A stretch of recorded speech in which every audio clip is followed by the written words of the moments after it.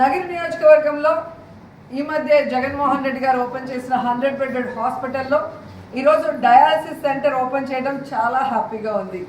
ఎందుకంటే ఈ చుట్టుపక్కల మండలాల్లో చాలామంది డయాలసిస్ పేషెంట్స్ తిరుపతికి వెళ్ళి వెయిటింగ్ చేస్తూ చాలా ఇబ్బంది పడుతున్నారు.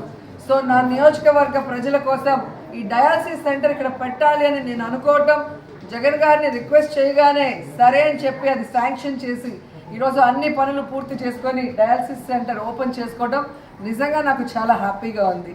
ఎందుకంటే ప్రభుత్వం వస్తే నా నగిరి ప్రజలకి అన్నీ కూడా చేయాలనుకున్నాను.